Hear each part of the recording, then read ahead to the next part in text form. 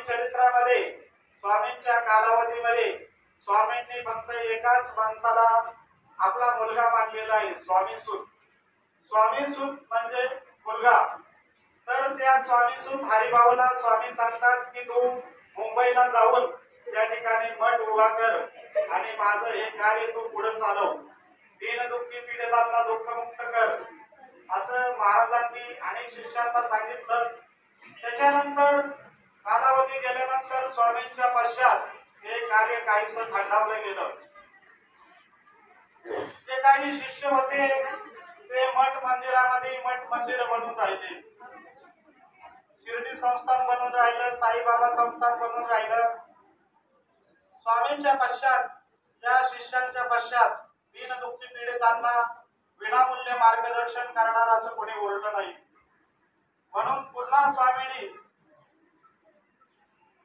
सद्गुरू पिटले महाराजांच्या रूपामध्ये दिंडोरी प्रणित मार्गाचं नियोजन केलं. पिटले महाराजांनी या मार्गाची मुहूर्तमेढ रोवली. पिटले महाराजांनी 70 वर्ष तपश्चर्या करून दिंडोरी प्रणित मार्गासारखा सोन्यासारखा मार्ग निर्माण केला. त्याच्यानंतर त्यांनी तो सद्गुरू परमपूज्य मोरे दादा यांना हँडओव्हर केला आणि मोरे दादांना या मार्गाचं रोपटं 70 वर्षापूर्वी आपल्या दिंडोरीला त्यांच्या शेतामध्ये आंब्याच्या झाडाखाली लावलं.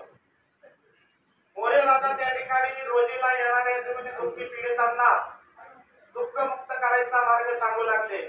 कुणाला 11 माळी जप करायला सांगितलं, कुणाला नवनाथ पारायण करायला सांगितलं, कुणाला गुरुचरित्र पारायण करायला सांगितलं, कुणाला दुर्गा सप्तशती वाचायला सांगितले, कुणाला मल्हारी सप्तशती वाचायला सांगितले.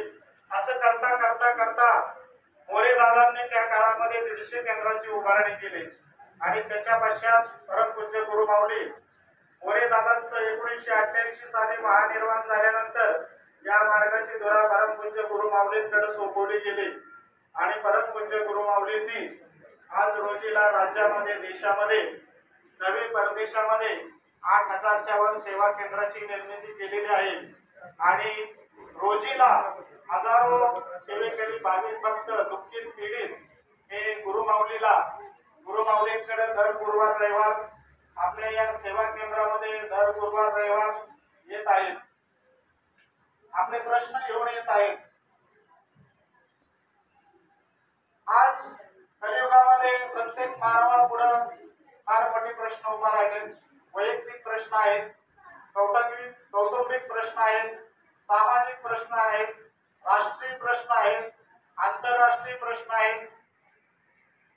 वैयक्तिक आपल्या कुटुंबामध्ये प्रत्येकाकडे मुलांचा हट्टीपणा आहे, मुलं चिडचिड करतायत, घरामध्ये व्यसनात येत आहे, कुटुंबातील सदस्य व्यसन करतायत, आपल्याकडे आर्थिक प्रश्न आहेत, कर्जबाजारीपणा आहे, आरोग्याचा प्रश्न आहे, कोर्ट कचेरीचा प्रश्न आहे.